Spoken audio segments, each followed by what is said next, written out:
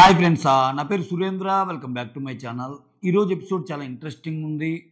At the same time Prasanna కానీ శ్వేత కానీ వెళ్ళేటప్పుడు చాలా ఎమోషనల్గా కూడా అనిపించింది. ఆ రీజన్ ఏంటంటే ప్రసన్న ఫిజికల్లీ ఛాలెంజ్డ్. సరే, ఆయన ఆయన బిగ్ బాస్ సూట్ గారిని మనం చాలాసార్లు చెప్పుకున్నాం. శ్వేతకి ఎస్పెషల్లీ వాళ్ళ మదర్ బిగ్ బాస్ హౌస్లోకి రావాలనుకుందంట. అందరికీ తెలిసిన సంగతే. వాళ్ళ మదర్ ఇప్పుడు లేరు తనతోటి. హౌస్లోకి ఉన్నప్పుడే ఆ షూటింగ్ జరిగేటప్పటికి ఆమె బతికున్నారు, తర్వాత లేరు. ఓకే, కొన్ని విషయాలు తెలిసినప్పుడు కొంచెం బాధగా అనిపిస్తుంది కదా, అదైతే అనిపించింది. సో ప్రసన్న చాలా మంచోడు అనిపించింది. నేను నిన్న కూడా చెప్పాను. ఎందుకంటే ఆయన బిగ్ బాస్కి పనికిరాడు అంతే. నవదీప్ ఒక డైలాగ్ అంటాడు చూడు లాస్ట్లో.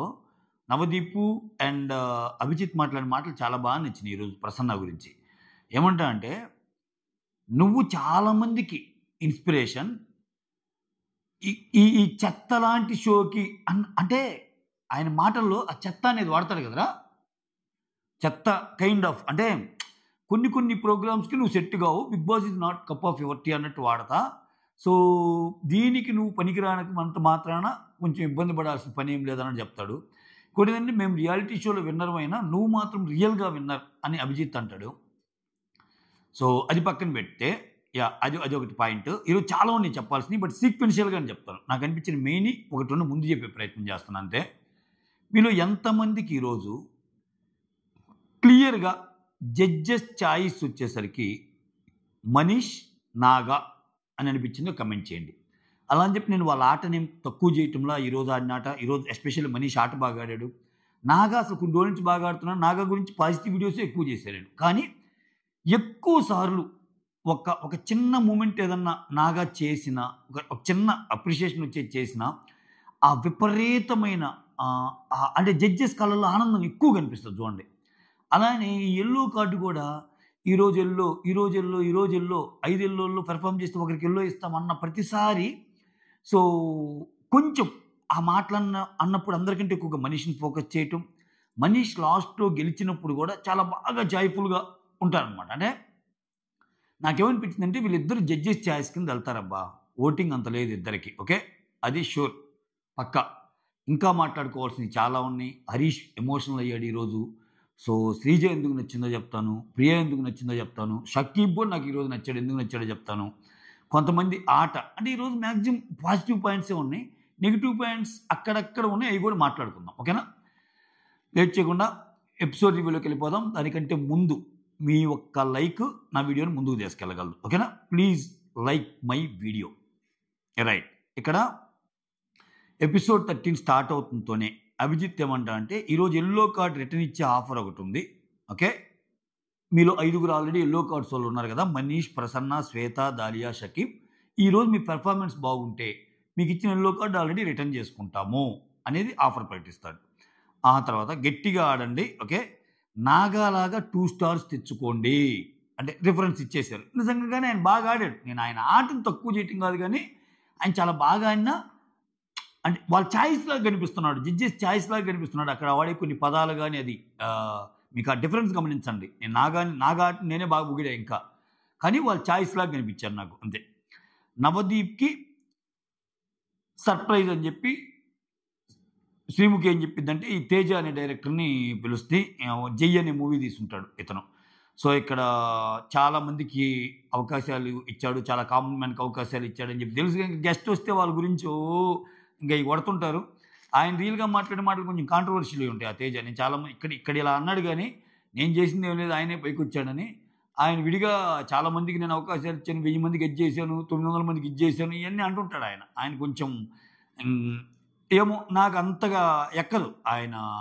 ఆయన సినిమాలు ఓకే, కానీ ఆయన పర్సనల్గా విడిగా మాట్లాడే మాటలు కొంచెం కాంట్రవర్షియల్గా ఉంటాయి. సరే, అది అవుట్ ఆఫ్ సబ్జెక్ట్, మనకు అవసరం లేదు.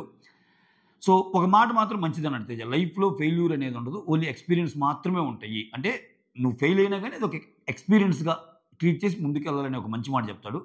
తర్వాత కల్కి కాకుండా మిగిలిన 7 పేర్స్ని నిలబెడతారు. నిన్న 7గురు పేర్స్ అయ్యారు కదా, ఏళ్లలో ఇక్కడేంది, మా జంటల వరకు మేము హ్యాపీగానే ఉన్నాము అనుకునే వాళ్ళందరూ పోయి కూర్చోండి. ఓకే, మిగిలిన వాళ్ళు మా జంటలతో మేము హ్యాపీగా లేము అనుకునే వాళ్ళకి ఇక్కడికి వస్తే ఇక్కడ వాళ్ళ ఎందుకు హ్యాపీగా లేరు ఒక కైండ్ ఆఫ్ డిస్కషనో టాస్కో ఏదో ఒకటి జరిగిద్ది అన్నట్టు చెప్తారు. ఇక్కడే తెలివి. ఇక్కడ తెలివి ప్రకటించడం అంటే నువ్వు ఇక్కడ నాకు శ్రీజ సూపర్ నచ్చింది. ప్రియా కూడా నచ్చింది. కాబట్టి ప్రియా కంటే శ్రీజకి ఇంకా ఎక్కువ ఛాన్స్ వచ్చింది. ఆ ఛాన్స్ ఇంకా బాగా ఉపయోగించుకుంది. అంటే ఇక్కడ ప్రియా కత్తి అయితే శ్రీజ అమ్మూరు కత్తి. ఎందుకో కూడా చెప్తాను చూడండి. వాళ్ళు ఇక్కడ షకీబు, ప్రియా ఇద్దరొస్తారు. అంటే మాకు అంటే ఈ పెయిర్స్‌లో ఏ ఒక్కరికి కనిపించినా చాలు. నాకు ఇతనొద్దు. నేను వేరే వాళ్ళని హ్యాపీగా లేము నాకు ఈ పేరుతో. వేరే వాళ్ళని సెలెక్ట్ చేసుకుంటామన్నోళ్ళు రావచ్చనమాట. సో, ఇక్కడ షకీబ్, ప్రియా నిలబడ్డారంటే ఇద్దరికీ ఇష్టం లేదని కాదు. షకీబ్‌కి ప్రియాతో ఆడటం ఇష్టమే. ప్రియాకి షకీబ్‌తో ఆడటం ఇష్టం లేదు.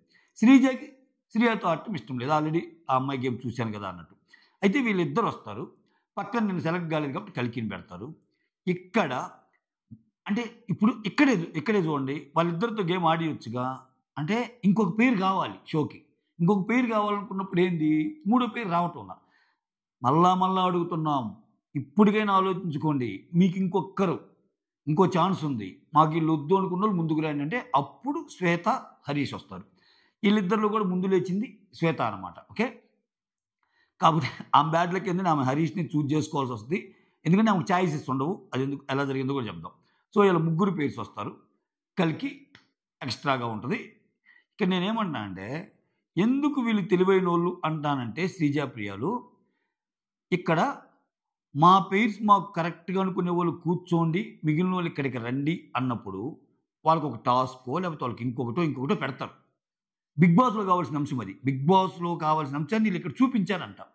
వీళ్ళకేంది అక్కడ కూర్చున్నోళ్ళకి ఏముంటది స్క్రీన్ స్పేసు. ఇక్కడుండేవాళ్ళకి స్క్రీన్ స్పేస్ ఉంటది. ఇక్కడుండేవాళ్ళకి మాట్లాడటం ఛాన్స్ ఉంటది.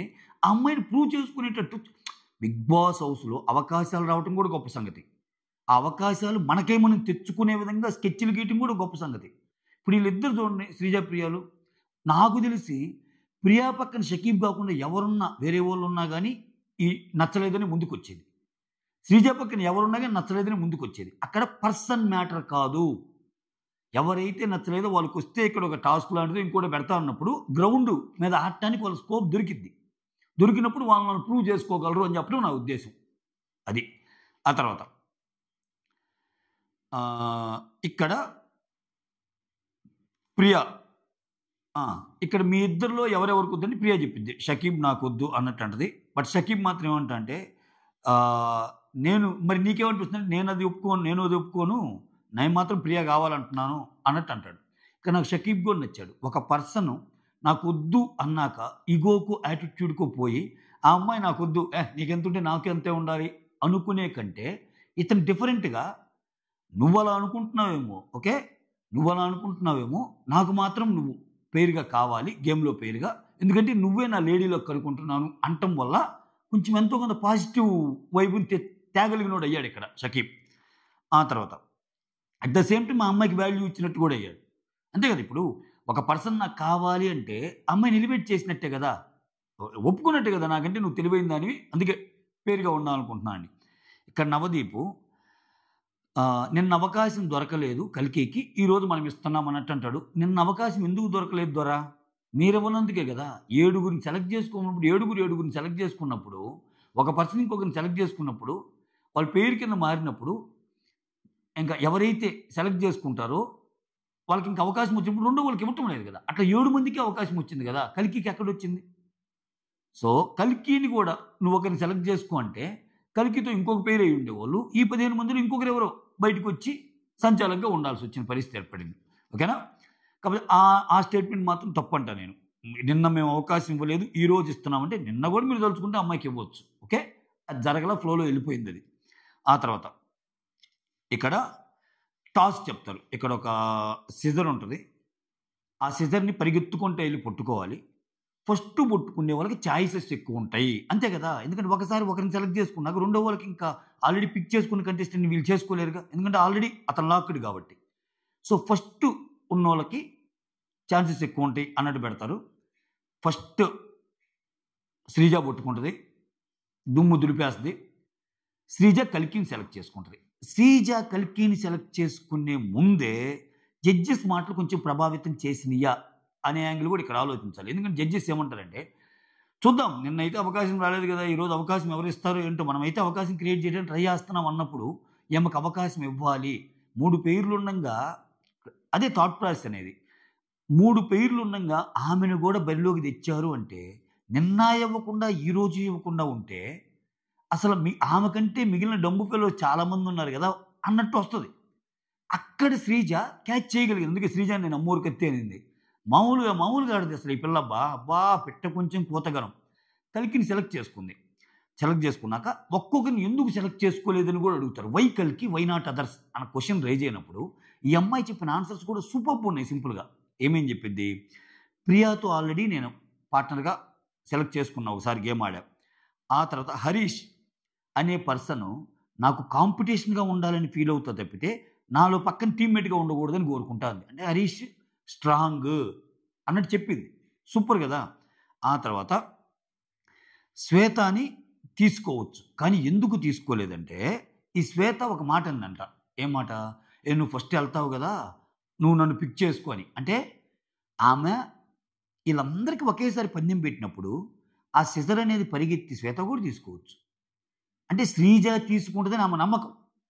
ఆ పాయింట్‌ని అక్కడ చూడండి శ్రీజని పొగిడినా గాని అంటే ఒక రకంగా శ్రీజ మీద చాలా పెద్ద నమ్మకం ఉంచినట్టు శ్వేత. అంత పెద్ద డైలాగ్ అనిందంటే, "నువ్వెలాగూ అవుతావు. నువ్వు నన్ను సెలెక్ట్ చేసుకో" అని. ఇక్కడ ఈ అమ్మాయి ఏముంది? ఒకవేళ నాకంటే బాగా ఆడి, ఆ అమ్మాయే పరిగెత్తి సిజర్‌ని గాని తీసుకుంటే, ఎవరిని సెలెక్ట్ చేసుకోవాలి అనే అవకాశం ఆ అమ్మాయికే వచ్చేది గదా! సో, ఆ పాయింట్‌లో నాకు నచ్చలేదంటది. ఎంత బ్యూటిఫుల్‌గా చెప్పిందసల శ్రీజ. ఎక్స్‌ట్రార్డినరీ అంతే. మాటలు లేవింక. అమ్మాయి ఇచ్చే లాజికల్ రీజనింగ్ తోపంతే. సో, ఇట్లా ఒక్కొక్కరు గురించి చెప్పిద్దనమాట. ఓకేనా? ఇంకా మరి ఈ అమ్మాయి ఏం చేసింది అంటే, ఈ అమ్మాయి ఆల్రెడీ నిన్న ఆడాను కదా! ఎవరు? శ్రేయ. ఈసారి వేరే వాళ్ళకి ఛాన్స్ ఇద్దాం అనుకోని తీసుకోనందుకు రీజన్ చెప్పింది. ఓకేనా? ఆ తర్వాత నవదీప్ అడుగుతాడు మళ్ళా ఇరకాటంలో పెట్టడానికి. కల్కిని నీకొస్తే ఎవరిని తీసుకుంటావు? అంటే ప్రియానంటది. ఇక్కడ చూడండి ప్రియా గూడా చాలా మంది కంటెస్టెంట్స్‌కి ఫేవరెట్‌గా మారింది. లోపల ఇప్పుడు చూడండి గొడవ అయింది ఎవరికి? శ్రీజాకి, ప్రియాకి. అది ఒక పదం అంటది గదా! నేను నీలాగా ఇంత చీప్‌గా అన్నని. ఆ తర్వాత వాళ్ళిద్దరూ జెల్ అయిపోయారు. ఓకే. కానీ ఆ తర్వాత గేమ్‌లో ప్రియాని తీసుకుంటది. నాకు ప్రియా కావాలి అని. ఓకే. సో, అదొక ఎత్త. ఈరోజు షకీబ్ అండ్ ప్రియాలో గూడా ప్రియా షకీబ్‌ని వద్దనుకుంది గానీ షకీబ్ ప్రియాని కావాలంటున్నాడు. ఇక్కడ కల్కి గూడా నాకు ఛాన్స్ వస్తే ప్రియాని తీసుకునేదాన్ని అంటే నేను ఈ ఎగ్జాంపుల్స్ ఎందుకు చెప్తానంటే ఒక కంటెస్టెంట్ మీద నమ్మకం ఉన్నప్పుడు మాత్రమే వాళ్ళు ఎంతో కొంత మన టీమ్‌కొచ్చి పెర్ఫార్మ్ చేయగలరు అనుకున్నప్పుడు మాత్రమే నువ్వు ఆ కంటెస్టెంట్‌ని పిక్ చేసుకోవడానికి ట్రై చేస్తావు. దాంట్లో ప్రియా సక్సెస్ అయింది. కత్తి అంతే. ప్రియా కత్తి, శ్రీజ అమ్మోరు కత్తి. రైట్. ఇక్కడ సెకండ్ రౌండ్. ఆ! షకీబ్‌కొస్తే ఇంక షకీబ్ నవ్వులు పూయిచ్చాడబ్బా ఈరోజు. నాకు ఈరోజు ఏమనిపించిందంటే మొన్న షకీబుని డమ్ము అంది గదా! తిను పర్సనల్‌గా డమ్ము గాదు గానీ గేమ్‌లో డమ్ము అంది గదా! షకీబ్ కంటే చాలా మందున్నారు అసలు డమ్ములు. ఎవరెవరు? డిమాండ్ పవన్ ఏమో ఆడుతున్నాడు. నూషా ఏమో ఆడుతుంది. అసల ఆ దాలియా గాని వీళ్ళందరూ అంత ఇంట్రెస్ట్ లెవెల్స్ ఏం క్రియేట్ చేయటంలా. అట్‌లీస్ట్ వాళ్ళతో పోల్చుకున్నప్పుడు షకీబ్ కొంచెం బెటర్ అనిపిచ్చింది. తర్వాత సెకండ్ రౌండ్‌కొచ్చేసరికి షకీబ్ అది పట్టుకుంటాడు. సిజరు. ఇప్పుడు చెప్పు నీ ఒపీనియన్ ఏందంటే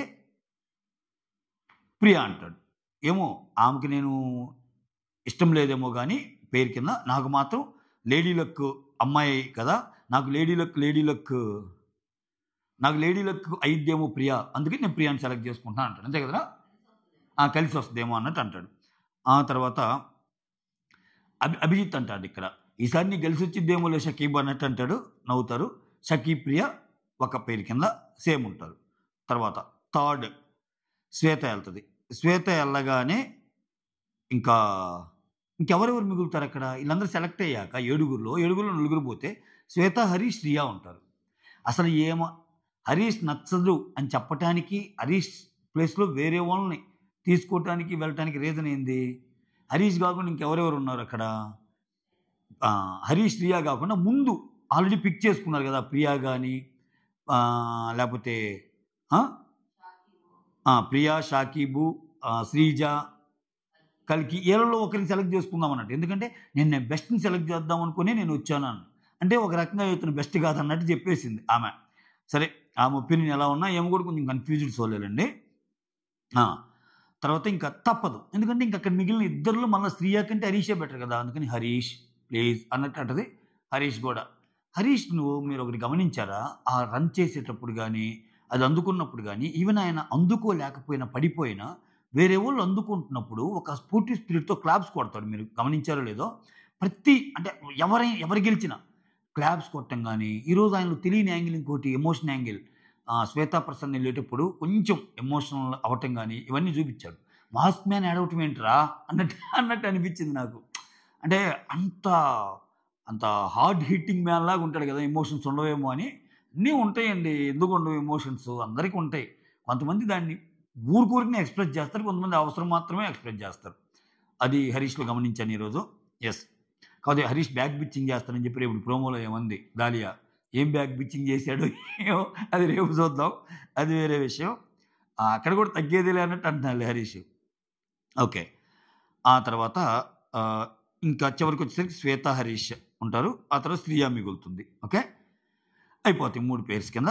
ఆ తర్వాత ఒక టాస్క్ ఇస్తారు. ఒక మోటల్ టాస్క్ ఇచ్చి, ఆ మోటల్ టాస్క్‌లో ఏందంటే అందరి పెయిర్స్ నిలబడమని నేనొకటి చెప్తాను. అంటే శ్రీముఖి అంటది. నేనొకటి చెప్తాను. నవదీప్ ఒకటి చెప్తాడు. మా ఇద్దరిలో ఎవరి మాటైనా కరెక్ట్ కావచ్చు. నవదీప్ కూడా అదే చెప్తాడు. మా ఇద్దరిలో ఎవరి మాటైనా కరెక్ట్ కావచ్చు. ఎవరిదైనా తప్పు కావచ్చు. మీరెవరిని నమ్ముతారో మీ ఇష్టం. కానీ ఈ మోటల్ అనేది నెక్స్ట్ మీకిచ్చే టాస్క్‌లో కీ రోల్ ప్లే చేయబోతుంది అని చెప్తారు.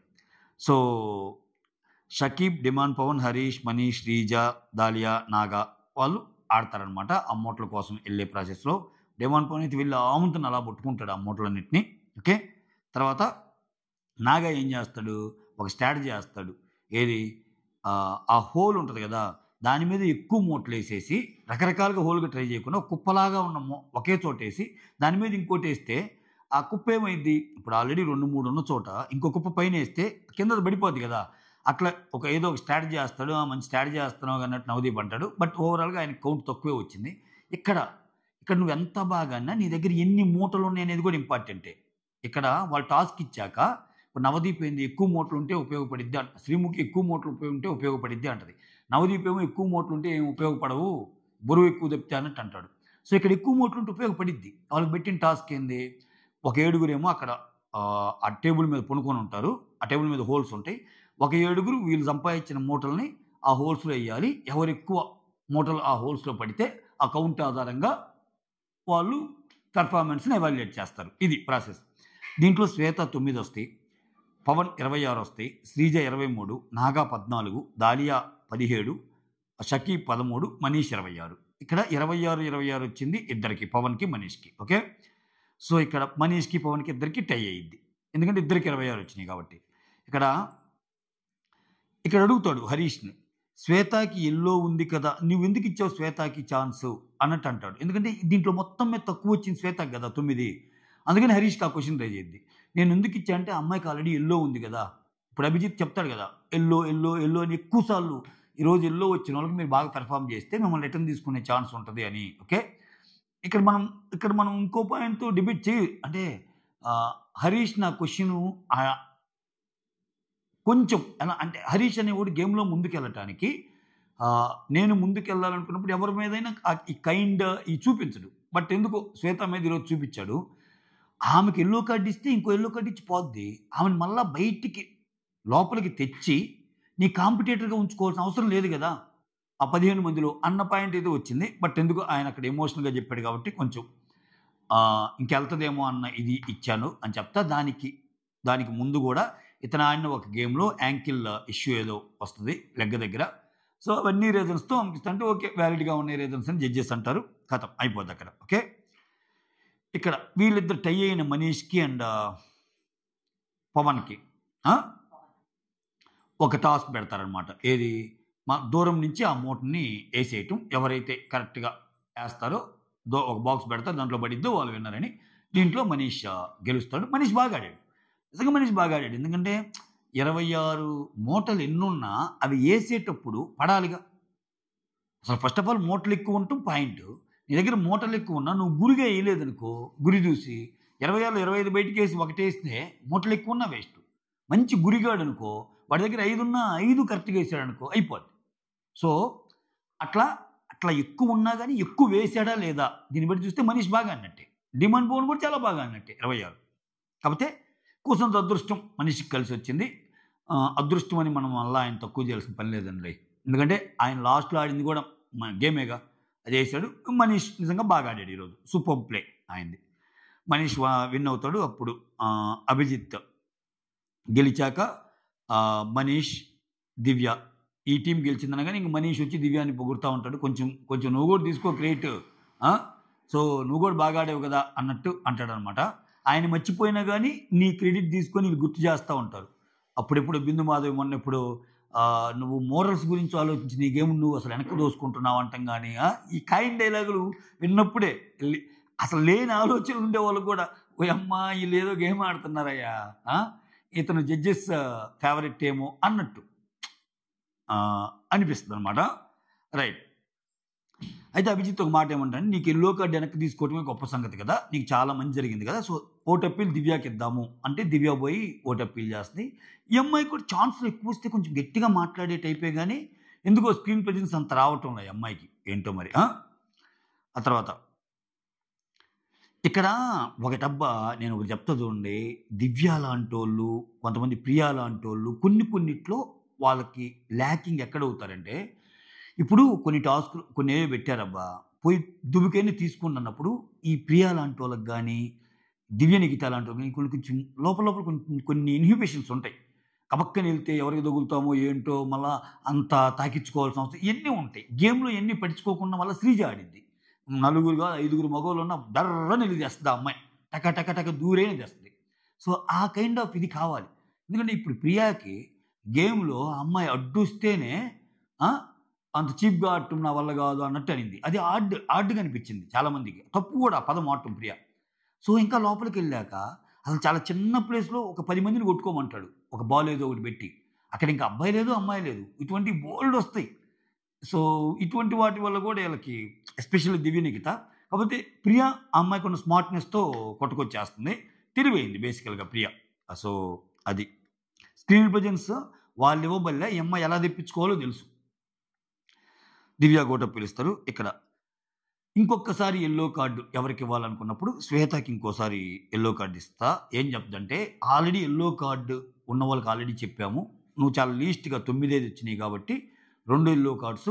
So, 2 yellow cards equal to red card కాబట్టి యూ ఆర్ ఎలిమినేటెడ్ అన్నట్టు చెప్పేస్తది. వీళ్ళిద్దరు అఫీషియల్‌గానే ఎలిమినేటెడ్. మిగిలిన 13 మందిలోనే ఓటింగ్ జరిగిద్ది అన్నారంటే, ఆ 13 మందిలోనే ఒక 5గురిని పిలుస్తారు. అలా అని చెప్పి వీళ్ళకి ఇన్విటేషన్ లేకుండా చేసేంత దుర్మార్గంగా ఏమి ఉండదులెండి బీబీ టీము. వీళ్ళని కూడా పిలుస్తారు. 15 మంది కాబట్టి ఈళ్ళు ఆ గ్యాలరీలోనే ఎక్కడో కూర్చోబెడతారేమో. బేసికల్‌గా ఈ 13 మందిలోనే 5గురిని పిక్ చేస్తారనిపిస్తుంది. లేపోతే ఇదొక డ్రామా అన్నట్టు ఇంత చేసి, ఇంత ఎమోషనల్ చేసి, తూచి ఇదంతా కాదు. మీరు కూడా రేస్‌లో ఉన్నారు. మనీష్ అండ్ శ్వేత అనలేరు కదా! సారీ హరి ఆయన పేరేం పేరు? ప్రసన్న అండ్ శ్వేత అనలేరు కదా! వాళ్ళు ఆల్రెడీ ఎలిమినేట్ అయిపోయారు కదా! అందుకే క్లియర్‌గా చెప్తది. ఈ ఈ ఈ కన్‌ఫ్యూజన్‌ని అవాయిడ్ చేయటానికే ఈ రోజు నుంచి వాళ్ళిద్దరు ఓటింగ్‌లో కూడా ఇంకా ఉండరు అని. అంటే వాళ్ళ ఫోటోస్ ఈ రోజు నుంచి ఉండవింక. ఈ నెక్స్ట్ 2 డేస్ 13 మందికి ఓటింగ్ జరిగిద్ది. అది. ఇంతకు ముందు ఓట్స్ అన్ని నల్లిఫై అయిపోతాయని కూడా క్లియర్‌గా చెప్తది. ఓకేనా? ఆ తర్వాత యూ ఆర్ ఎలిమినేటెడ్ అని చెప్పాక ఇక్కడ ఆ అమ్మాయి ఏమంటదంటే, I just want to take my mom into the house. మా అమ్మని తీసుకెళ్దాం అనుకున్నా అంటది. పాపం వాళ్ళ అమ్మ లేదసలిప్పుడు. నాకెందుకో ఏది జరిగినా మన మంచికే అనుకోవాలబ్బా లైఫ్‌లో. What ever happens, it happens for our good అన్న ఒక తంబ రూల్‌ని గాని నువ్వు ఫాలో అయితే ఏది నీకు చెడు జరిగినట్టు అనిపించదు. యూకే నుంచి వచ్చింది, ట్రై చేసింది. వాళ్ళ అమ్మకి ఇష్టమే. బట్ పాపం పని ఒకలాగా అనుకుంటే కాలం ఒకలాగా. పాపం వాళ్ళ మదర్ ఇప్పుడు లేరు. నెక్స్ట్ ఆమెకిప్పుడు టైం గదా! ఇప్పుడు ఆ బాధలో మళ్ళా హౌస్‌లోకెళ్ళి ఇది జేసుకునే కంటే ఆమెకు స్పేస్ దొరికింది. కొంచెం ఈ బాధలో ఆమె లోపలికెళ్ళినా గాని కొంచెం ఇదిగానే ఉంటది. అందుకని whatever happens it happens for our good అనుకోవటమే. ఓకే. సో, ఆ అమ్మాయి ఫ్యూచర్ బాగుండాలి అని కోరుకుందాం. ఎక్కడున్నా చాలా బాగా సెటిల్ ఆమె ఆల్రెడీ యూకేలో మంచి వెల్ సెటిల్డ్. సో, సూపర్ అంతే. కాపోతే ఈరోజు ఆ అమ్మాయి ఎలిమినేట్ అయినప్పుడు హరీష్ కూడా చాలా ఎమోషనల్‌గా చూపిస్తాడు గదా! బాగా. ఆ తర్వాత ఇంతటితో అయిపోయిందనుకున్నప్పుడు బిందు ఏమంటదంటే, నో ఇంకా ఉంది. ఓకే. ఇంకా ఉందా అన్నట్టు. శ్రీముఖి ఒక ఒక ఒక over action kind of expression అనమాట. ఆమెకు తెలీదా ఇంకోటుందని. ఇంకా ఇంకా ఉందా? ఇంకేముందని అన్నట్టంటే అమ్మ! దేవుడా! సారీ. ఇప్పుడేమంటంటే అభిజిత్ మనీష్ నుంచి యెల్లో కార్డ్ తీసుకున్నాడు గదా! అది మా దగ్గర ఉంచుకోవటం ఇష్టం లేదు. ఇంకొకరికి ఇద్దామనుకుంటున్నాం అన్నప్పుడు, ఆ యెల్లో కార్డే ప్రసన్నకిస్తారు. ఆ ఇచ్చేటప్పుడే ఇంకా నవదీప్ వచ్చి చాలా ఫిజికల్లీ ఛాలెంజ్ అయినా, మెంటల్లీ స్ట్రాంగ్ అయినా నిన్నే అనుకున్నాము అన్నట్టు అంటాడు. దీనికి తోడు అభిజిత్